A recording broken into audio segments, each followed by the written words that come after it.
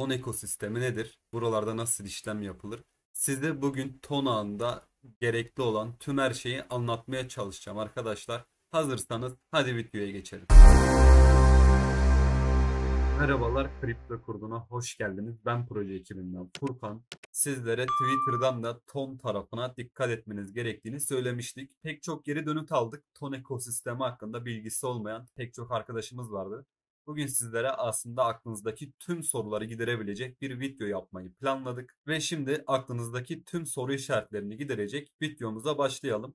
Öncelikle burada kullandığım tüm linkleri açıklamalarda bulabileceksiniz arkadaşlar. Şimdi ton ekosisteminde işlem yapmak için bizim ton ağını destekleyen cüzdanlara ihtiyacımız var. Burada ton ağını destekleyen cüzdanları burada 100 bölümünden Get a Wallet bölümüne gelerek bulabilirsiniz. Burada ton ağında bulunan tüm cüzdanları görebilirsiniz arkadaşlar. Ben bugün sizlere Tonkeeper üzerinden anlatacağım. Çünkü ben bilgisayarımda Tonkeeper'ı kurdum. İsterseniz bunu Android veya iOS'unuza da indirip telefonunuzdan da kullanabilirsiniz. Yine aynı zamanda Ton'un kendi cüzdanı da var. Telegram üzerinden bu Ton Wallet'a da erişebiliyorsunuz. Şöyle göstereyim size. Telegram'a geldiğinizde burada Wallet bölümünden Ton cüzdanınızı açabilirsiniz arkadaşlar. Buraya bu şekilde para yatırdıktan sonra burada işlemler yapmaya başlayabilirsiniz. Şimdi ben size Tonkeeper üzerinden anlatacağım. Bunun üzerinden devam edelim. Tonkeeper sitesine geldiğimde beni böyle bir sayfa karşılıyor. Burada bana istediğim platformu seçip indirebileceğimi söylüyor. Ben burada extension olarak indireceğim. Edge kullanıyorum ben şu anda. Al diyorum ve uzantıyı ekliyorum. Ekledikten sonra bir cüzdan kurulumu yapmam gerekiyor. Buraya tıklıyorum ve işlemlerime başlıyorum. Yeni bir cüzdan oluşturacağım ve bana burada gizli kelimelerimi verecek. Burada devam et diyorum. Bu kelimeleri bir yere not alıyorum arkadaşlar. Bu kelimeleri kaybedersem daha sonra cüzdanıma erişemem. Burada devam et diyorum ve benden kaydettiğim kelimeleri gerçekten kaydetmiş miyim? Bunu soruyor. 5, 9 ve 16. kelimeleri girdikten sonra ben işlemlerime devam edeceğim. Kelimelerimi girdim. Ardından benden bir şifre oluşturmamı istiyor. Buraya da bir şifre oluşturuyorum. 6 karakteri demiş. Devam et diyorum. Evet, cüzdanımı oluşturdum. Artık burada benim bir işim kalmadı. Şimdi artık burada cüzdanımı açtığımda buraya para yatırma işlemini yapabilirim arkadaşlar. Burada al seçeneğine tıklayarak cüzdan adresinize ulaşabilirsiniz. Bu adresi kopyalayarak buraya ton ağında tonlarınızı yatırabilirsiniz. Yine bildiğiniz gibi gönder seçeneğinde transfer edebiliyorsunuz buradaki varlıklarınızı. Burada satın al bölümü mevcut. Eğer kredi kartıyla almak istiyorsanız, eğer destekliyorsa buradan da kredi kartıyla da alabilirsiniz. Şimdi cüzdanı kurduk. Buraya ton yatırmamız gerekiyor. Ben buradan ala tıklayıp adresimi kopyalıyorum öncelikle. Şimdi kopyaladığım cüzdana ben ton yatıracağım. Öncelikle tonun hangi borsalarda listeli olduğunu bilmem gerekiyor arkadaşlar. Yine CoinGecko'ya geldim. Toncoin yazdım. Burada piyasalar bölümüne tıkladığımda Toncoin'in listeli olduğu tüm borsaları burada görebiliyorum arkadaşlar. Burada gelip kullandığınız hangi borsa varsa ton ağının listeli olduğu o borsadan ton anda tonlarınızı çekebilirsiniz. Burada dikkat etmeniz gereken bir husus var arkadaşlar. Cüzdanınıza yani ton keeper'ınıza para ton çekerken herhangi bir memo girmenize gerek yok. Fakat ton keeper yani cüzdanınızdan borsaya tekrardan ton atacağınız zaman burada sizden bir memo isteniyor arkadaşlar. Eğer memoyu girmezseniz borsaya paranız yansımayabilir. Borsaya ton yatırmak istediğinizde ya da ton anda bulunan herhangi bir coin yatırmak istediğinizde size hem bir cüzdan adresi hem de bir memo veriyor arkadaşlar. Bu memoyu da borsaya gönderirken girmeyi unutmayın. Şimdi ben de cüzdanıma ton yatırıp geliyorum hemen. Evet, ben de para çekim işlemini tamamladım. Burada cüzdanımı kontrol edeceğim. Evet, benim yatırdığım 1,1 ton cüzdanıma ulaşmış. Artık ben bu ton ekosisteminde, ton ağında hazırım arkadaşlar. Artık işlem yapabilirim. Bundan sonra size göstereceğim birkaç kısım daha var arkadaşlar. Ton stat mevcut. Yine tonun ana sayfasından ulaşabileceğiniz burada learn kısmında olan ton stat'a da bakabilirsiniz. Burada size ton ağındaki metrikleri görebileceğiniz bir grafik, hatta birçok grafik sunmuş. Burada aslında ton ağının şu anki verileri güzel. Yine bunun yanında DeFi'lamadan Tona'nın TVL'ine bakabilirsiniz arkadaşlar. Şu anda 263 milyonluk bir TVL'i varmış. Ve gördüğünüz gibi dik bir şekilde TVL artışı burada mevcut.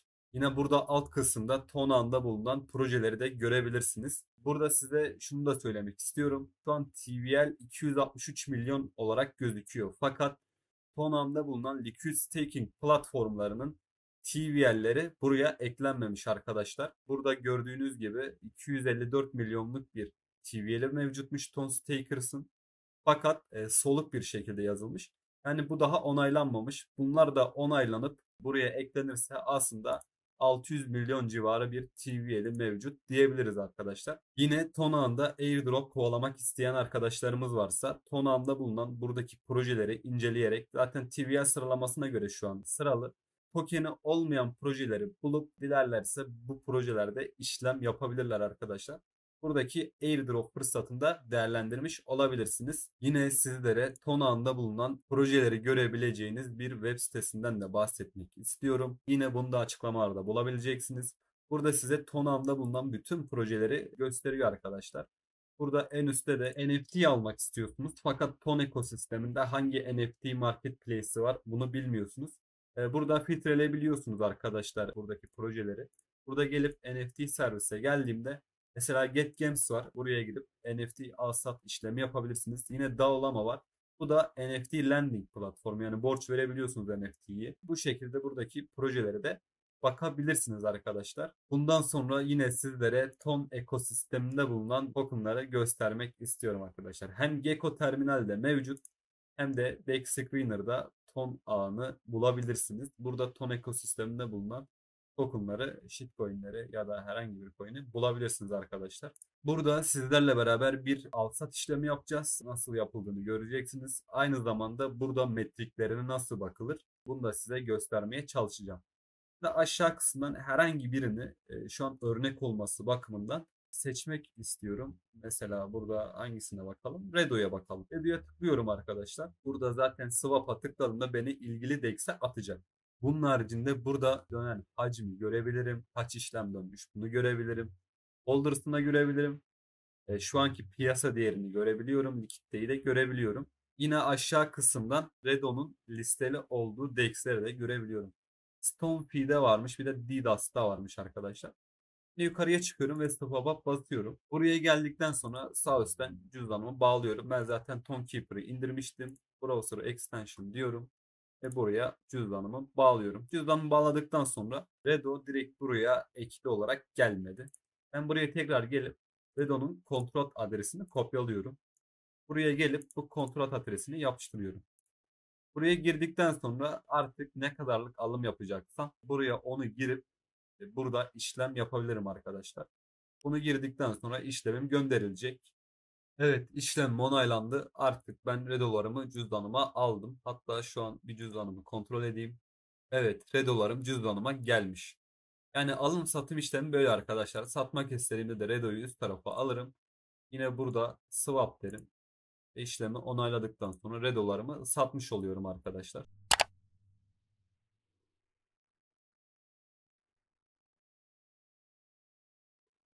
İşlem onaylandı. Artık redolarımı satmış bulundum. Yine burada likitte ekleyebileceğiniz pool kısmı var. İsterseniz burada likitte de ekleyebiliyorsunuz. Şimdi tekrardan Gecko terminale geçelim. Size aslında burada herhangi bir token'ın nasıl verilerine bakabileceğinizi göstermek istiyorum arkadaşlar. Şimdi ben öncelikle buraya geliyorum ve bunun kontrol adresini kopyalıyorum. Bunun kontrol adresini kopyaladıktan sonra yine bu botun da linkini açıklamalara bırakacağım. Bu bota da ulaşabilirsiniz. Buraya gelip start diyorum ve botu başlatıyorum arkadaşlar. Bu bot Tonino tarafından geliştirilmiş. Yani yine bu da Konaki sisteminde bulunan bir meme token. Burada scanner bölümüne gelip tıklıyorum arkadaşlar. Bundan sonra ben buna tıkladığımda ben buraya hangi kontratı yazarsam o kontratın verilerini bana gösterecek. Şimdi ben bu kontratı yapıştırdım ve bana Redo'nun verilerini gösteriyor arkadaşlar. Kontrol adresi bu diyor. DEX Tonfi'de listeli diyor. Şu anki market cap'ini gösteriyor. Likiditesini gösteriyor. Aynı zamanda likiditenin yüzde kaçı kilitli bunu da gösteriyor. Mesela %28'i şu an yakılmış. Revoke yani sahiplikten vazgeçmiş mi? Bunu gösteriyor. ATH market cap'inde gösteriyor. Aynı zamanda burada holders'larını gösteriyor. Launch'ta yani bu token ilk oluşturulduğunda %16,5'u ilk 5 cüzdanın elindeymiş. Size bunu gösteriyor. Ama şu an ilk 5 Holders'ın elinde %5, %6 civarında var. Yine burada aşağı kısımda projenin yani bu token'ın web sitesine, Twitter'ına erişebiliyoruz arkadaşlar. Bu şekilde. Yeni bir shit token gördüğünüzde gelip buraya ilk başta burada kontrol ederek verilerine bakabilirsiniz. Tabii ki sadece buradan bakmanız da yetmez. Şimdi tekrardan size yeni çıkmış bir shitcoin üzerinden bir örnek göstermek istiyorum. Mesela burada direkt rastgele gireceğim arkadaşlar. CLV diye bir token varmış. Gelip bunun grafiğine bakacağım öncelikle. Fakat şu an 5 dakikalıkta. Evet, 10 dakika olmuş çıkalı. Hemen bunun kontrat adresini kopyalıyorum. Yine gelip bota yapıştırıyorum bu adresi. Evet, likitte kilitlenmemiş arkadaşlar burada. 2000 dolarlık bir likitte varmış. Daha kilitlenmemiş. Aynı zamanda şu an gördüğünüz gibi Holders'ta da %99'u bu D yazan dev, yani aslında token'i çıkaran kişi. %99'unu şu an elinde bulunduruyor. Yani aslında bunu direkt pas geçiyorum arkadaşlar. Farklı bir şeye bakacağım. Mesela şuradan örnek olması bakımından şu Lotka'ya geliyorum. Bu da çıktıktan sonra aslında çakılmış farklı bir şeye bakacağım. Yani aslında burada sizin burada görüp yükseldiğini görüp hoşunuza giden ve dikkatinizi çeken herhangi bir token gibi olmasını istiyorum ki aynı şekilde sizlere nasıl yapıldığını göstereyim. Mesela bu. Bunun kontrol adresini kopyalıyorum arkadaşlar. Yine geldim. Tonini'ye yapıştırdım. Evet, bana LP'nin %75'inin kilitli olduğunu söylüyor. Aynı zamanda 62 bin dolar bir likiditesi varmış. Şu anki market cap'i de 381 bin dolar. Revoke yani sahiplikten vazgeçilmiş. Holders'a baktığımda gördüğünüz gibi birinci cüzdanda %32,5 mevcut. Ondan sonra 4,5, 2,5 diye gidiyor. Yani burada size aslında ilk 5 holder'ı gösteriyor ama siz scan'dan tüm holder'larına da bakabilirsiniz. Yine buraya geldikten sonra aşağı kısımda Tom Weaver üzerinden görüntüleye tıklıyorum arkadaşlar. Burada ben kontrat üzerinden holders'larına vesaire bakacağım. Burada %32,5'luk Pavel Durov'a aitmiş. Yani aslında bu token'i çıkaran kişi Telegram CEO'suna bu token'ın %32,5'unu göndermiş. Ardından EQ ile başlayanlar arkadaşlar aslında Dexter'in vault'u oluyor. Yani gördüğünüz gibi Dedast'ın yani bu likitte eklenen vault arkadaşlar. Ve aşağı doğru geliyorum. %4,5'u UQ ile başlayanlar da kişisel şahıs hesabına ait arkadaşlar. Bireysel cüzdan bunlar. %4,5 birinde varmış. 2,5, 2,2 diye gidiyor. Şimdi ben bunun aslında kreatörü kim? Buna bakmak istiyorum. History'e geliyorum arkadaşlar. Burada en aşağı kısımda kontrat deploy işlemini görebiliyorum. Buraya tıkladığımda aslında bu kontratı kim oluşturmuş bunu görebiliyorum. Burada bu adamın cüzdanına tıklıyorum. Şu an cüzdanda 5000 HMM token mevcutmuş. Aşağı kısma iniyorum. Burada kontratı 18 saat önceydi deploy ettiğini görebiliyorum. Burada 2500 HMM gelmiş. Buna tıklıyorum. Bu cüzdan nedir diye. Bu cüzdan da yine tüm HMM'leri transfer eden cüzdan. Yine buraya da farklı bir cüzdandan gelmiş. Yine bu cüzdanda gidiyorum. Bu cüzdanın elinde de 45.000 adet HMM mevcut. Yine aşağı kısımdan evet buradan işlemlere başlamış arkadaşlar. Hatta burada likitte de eklemiş. Bu likitte 340 bin HMM eklemiş. Karşılığında da 577 ton koymuş. Bunun için de 340 LP token almış. Bunu da direkt yakmaya göndermiş arkadaşlar. Bunu yaktıktan sonra Pavel Durova yani Telegram CEO'suna da 325 bin adet HMM token göndermiş. Bunun haricinde HMM'leri farklı cüzdanlara da dağıtmış arkadaşlar. Gördüğünüz gibi burada bu işlemleri de görebiliyorsunuz. Burada dediğim gibi aslında likiditeye ne kadar eklediğini bu kısımda görebilirsiniz. Yani yakılmış olarak gösteriliyor ama size burada ne kadar HMM'ye ne kadar ton koyduğunu bu şekilde görebilirsiniz arkadaşlar. Aynı zamanda size buraya nasıl kısa bir şekilde geleceğinizi göstermek istiyorum arkadaşlar. Yine HMM'ye geçeyim ben. Burada history kısmına yeniden geldim ve buraya tıkladım arkadaşlar. Burada zaten gördüğünüz gibi HMM token'ın kontratı görünüyor. QDO diye. EQDO'yu oluşturmuş. Bu cüzdana yani bu hesaba geçmiş. Buraya gelerek de aslında nereye ne yollamış diye görebilirsiniz arkadaşlar. Yine HMM'ye geçmek istiyorum ben. Evet HMM token'a geldim. Gördüğünüz gibi 491 bin HMM şu an mevcut. ve bunun %32,5'u Powell Draw'da arkadaşlar. Yine alt kısımlarda da bu EQ ile başlayanlar size DEX ya da içine tıklayarak ne olduğunu görebilirsiniz diye burada kontrat type'ında bakabilirsiniz diye anlatmıştım. Bu Q ile başlayanlar da bireysel cüzdanlar. Yine bu da bireysel cüzdan. Bu kendisine alan adı almış. Bu şekilde holders'lara bakabilirsiniz. Fakat gördüğünüz gibi aslında burada HMM tokenları cüzdanlara da dağıtmıştı bu çıkaran arkadaş. Bunun bilincinde olun arkadaşlar. Yine bu şekilde siz de kontrat analizinizi yapabilirsiniz arkadaşlar. Umarım anlatabilmişimdir. Size göstererek anlatmak istedim. Böyle bir bakarsınız işlemlere, geçmişine, ne yapmış bu adam, ne kadar likitte eklemiş. Yine TinuBot da şu üst kısmına tekrar çıkacağım.